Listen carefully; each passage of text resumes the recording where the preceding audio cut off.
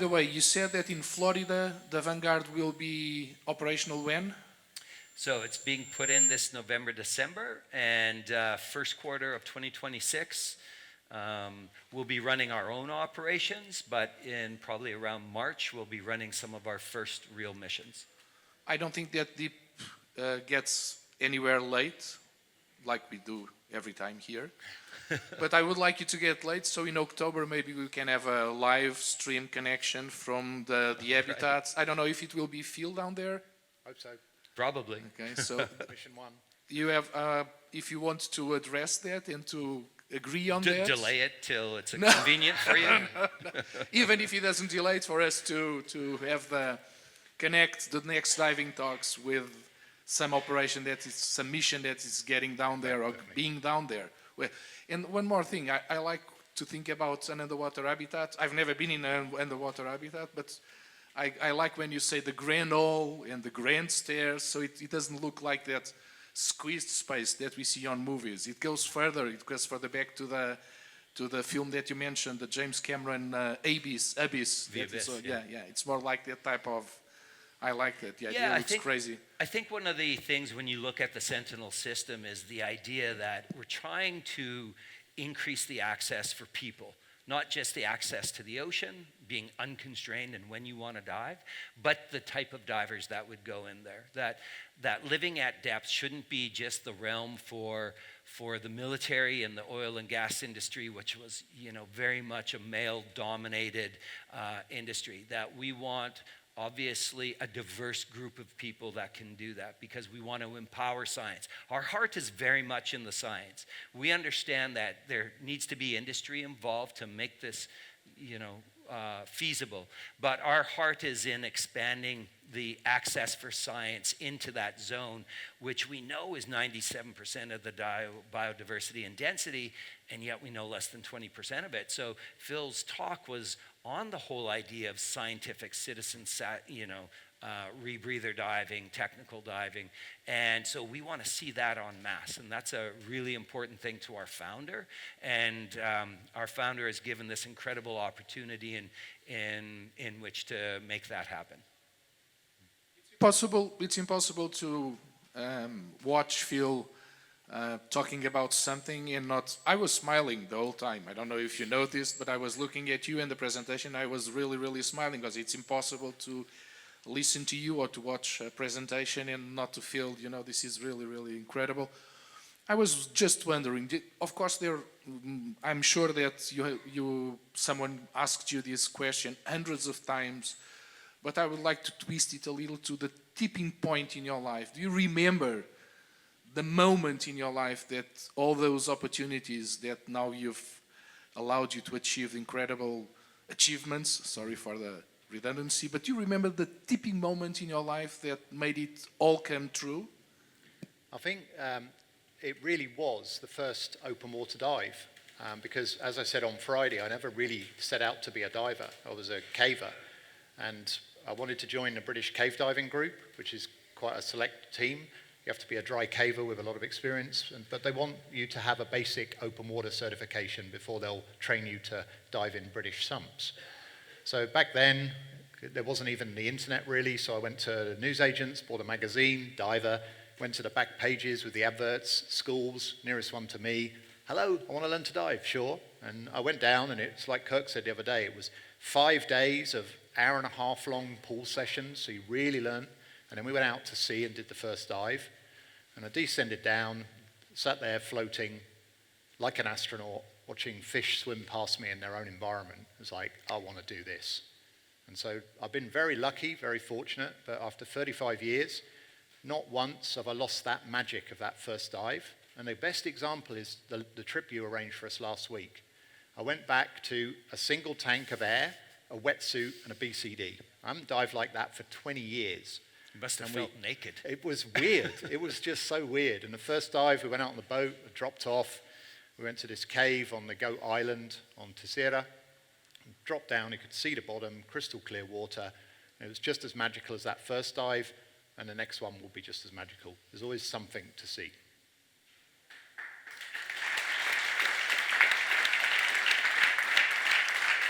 Okay, so questions, please.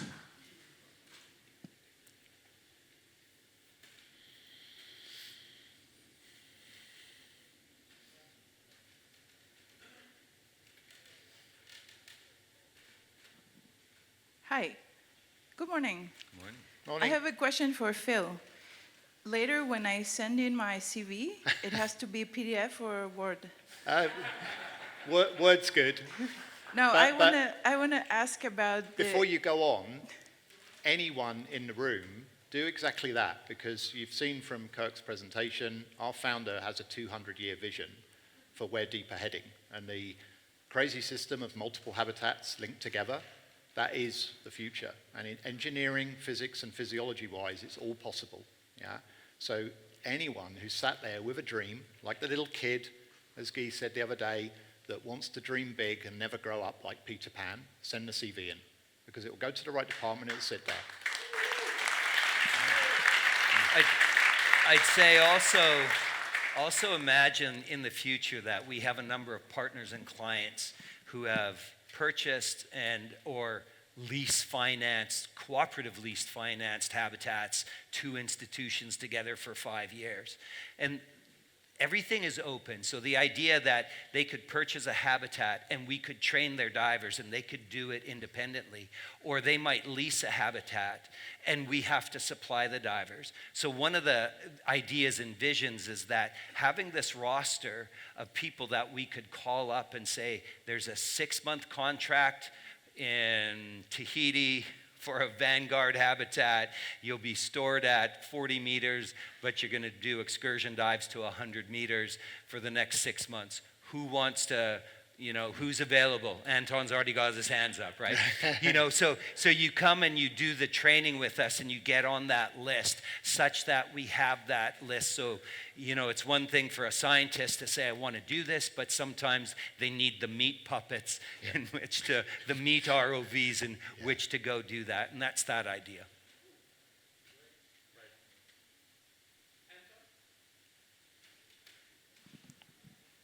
Yeah, I have. Hello, good morning. I'm Anton. My first question to Phil. The mask is great. I want to try it. But we are now living in the era of multiple rebreathers, right? So, and the problem is how to change the rebreathers, right?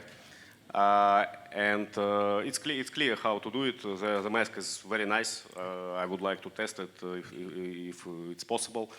How to remove the gas, not losing the gas of the rebreather. So you have obviously BOV, right? So the diluent part, and there is a valve, and somehow you can clean and cast the water from the mask, right? So on the KM48, inside the pod is a normal mouth bite, same as on normal rebreather mouthpiece. So once you put that back in, you just purge like you would if you didn't have the full face mask. What you're talking about is possible. Draeger make a mask called the Panorama. So it's more of a dome mask, but in the bottom section, there are actually 3 ports. Mm-hmm. So you can have one for the first rebreather, one for the second rebreather, one for open circuit, or the third rebreather, and you can switch between the 3. It takes a little bit of time to get used to diving it because it's curved. The first few times you dive it, you really feel seasick because it's a strange vision. But that's the only one that's been able to do what you're talking about at the moment. Yeah, thank you. Yeah, let's talk later about this. Absolutely. My second question to Kirk. The principal limitation of all habitats is supplying the gas, right? What your company does in researching how to get the gas from the ocean, not to be dependent always from the gas from the surface, because anyway, if the level of the ocean will be covered all the land, we can create platforms floating, of course, supplying some gas. But anyway, the gas will be changed, right? So do you have some ideas how to get the gas from the ocean? Yeah, I mean, that's a great question. I think what we have to understand is we have this eventual vision that we're working towards, and we're in the reality here and now, right? The current technologies and our capabilities as we move forward. So yes, what you didn't see in some of the graphics was actually umbilicals that would go to the surface to a floating support station for the habitat itself. What you also didn't see off the habitats was some of the battery banks that might be on the ocean floor beside it, or the gas racks to help the habitats itself. So the habitats have this ability, some of them will have the ability to have an autonomy for their mission profile, of it be it week or months. So that mission profile plus a reserve time without the umbilical. So in the future, you can imagine some of our clients might not want to have a footprint on the surface of the ocean. But where we are stabilized in position for quite a while, we have an umbilical to the surface, to a surface support station, excuse me, that can then be the communications out network. It can have the compressor. It can do a number of those things. As far as taking gases from the ocean, electrolysis, creating oxygen, hydrogen, et cetera, et cetera.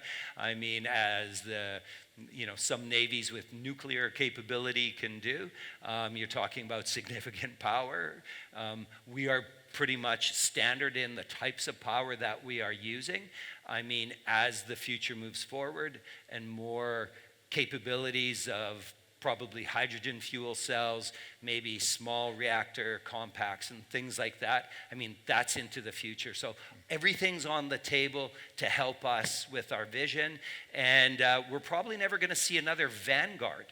That's probably our first and one and only Vanguard type habitat, because the next one will be improved with more capabilities, better technology. This is all in the process step of creating something, learning from it, operational engineering wise, to then do the next habitat, to then do the same thing over and over until we eventually get to that goal where we have numbers of them around the world with our clients. And regardless of whether one is down for maintenance or crew changes, there's another habitat somewhere in the world that is up and running. Much like there will always be people flying. There will always be people traveling on airplanes. And so that's our founder's vision. That's kind of our passion. That's what we want to see.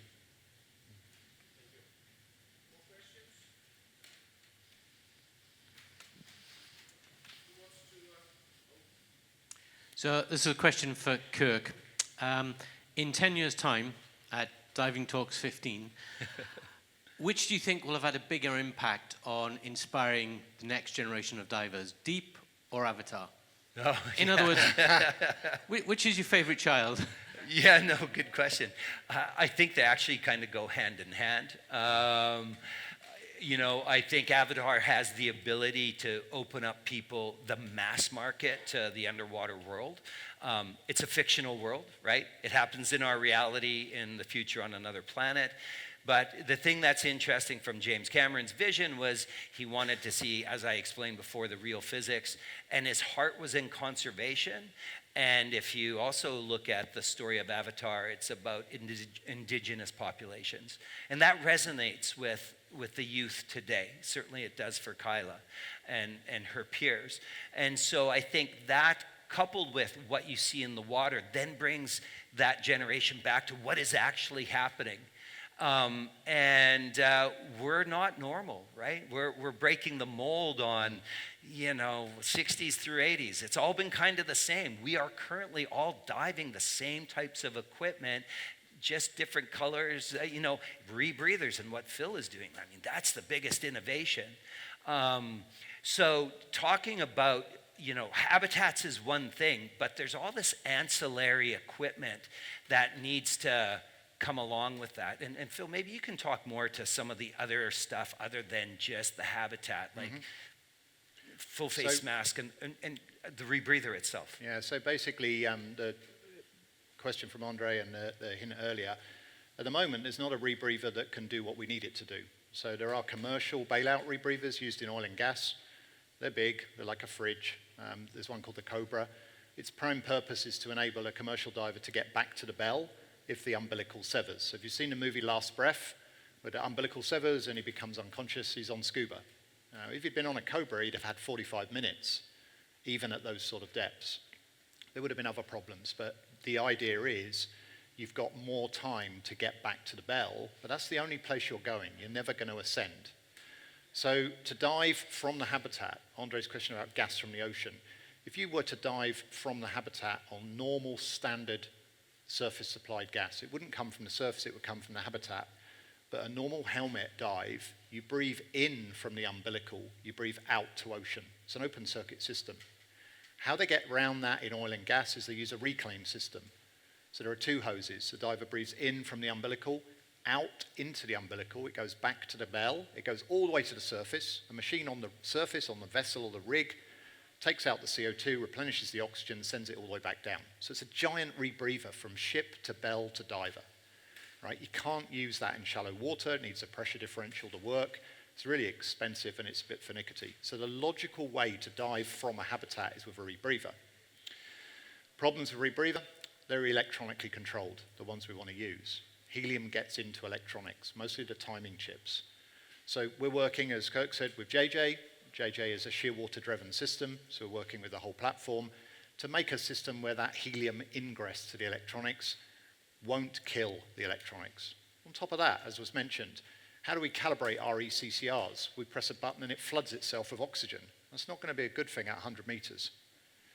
So you've got to make a calibration system that can work wherever the habitat is developed. And then current CE of the rebreathers that we all have, just going on the license, doesn't matter what people are doing with them, 100 meters. Can you CE a rebreather for deeper than that? Yeah, you do the same tests and see if it passed deeper. The Cobra is CE'd for much deeper than 100 meters. So you take the unit a little deeper, you put it through the same test, it fails something, you then engineer a fix for that problem. What you end up is a SAT-capable rebreather. And we'll then be able to train that exclusively from the SAT system at the quarry, and it will become the normal diving system. But back to your question, Andre, instead of the bailout in the mask being to a second rebreather or an open circuit bailout, the bailout will be the umbilical. So when I talked on my talk about merging technologies, modern oil and gas diver breathes from the umbilical, has a bailout rebreather on his back. We're going to dive with the rebreather and the umbilical becomes the bailout. So you only need enough gas supply from the umbilical to get back to the habitat. So that means that phase 2 of habitats, not Vanguard, will be autonomous, no surface umbilical. So it'll be self-contained. Hope that answers the question. And I think Avatar and Deep, if you think back, one of our founders' things that gave him the vision for Deep was Abyss. So it goes from Abyss to Deep to Avatar, and it keeps going round and round and interacting. So. And just to touch more on that is that, you know, it's not just the rebreather. It's dry suits, it's underwear and heating. If you're in a habitat at 200 meters, 98% of your environment is helium. Helium loves to draw heat away from you. So just for you to feel like you're at 20 degrees, you'd have to have the habitat at 33 Celsius. Right? That's a significant power consumption, especially if you're in temperate waters. So having, you know, your garments, your in-habitat garments that have heating systems, and, you know, the list moves on. And like I said, I mean, the technology we dive with today basically started in the 60s through the 80s and hasn't evolved that much. We want to look holistically at the whole of the systems to support what we need to do there. So coming down the pipe over the next decade and decades is going to be an incredible transformation in the way we dive and the dive systems that support that, starting with the JJ rebreather. So, you know, we're excited about it. That's why I say we're kicking and screaming. We're going into the 21st century of diving in an amazing way.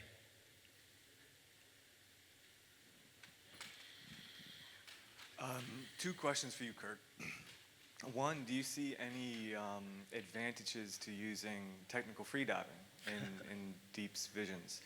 And the second question is, from what I've read about underwater environments in the past, the food was flattened because of the pressure. Have there been any technological advancements in that, or are people still going to be eating flattened cheeseburgers? Yeah, okay, so good question. So technical freediving, that's one thing. Let's just talk freediving in general. You know, back in the day when you did your scuba courses, you did skin diving for weeks on end before they'd even show you a scuba system. So they got you water comfort, water awareness, that capability of you as the human in the environment. And then we started to bring in equipment, and then you became a diver, and so on and so on. So my specialty is that human performance element, okay? I work a lot with militaries who rely on equipment, mil-spec equipment, and with that mil-spec equipment comes a very specific procedure of how you dive for the mission objective. But when you have catastrophic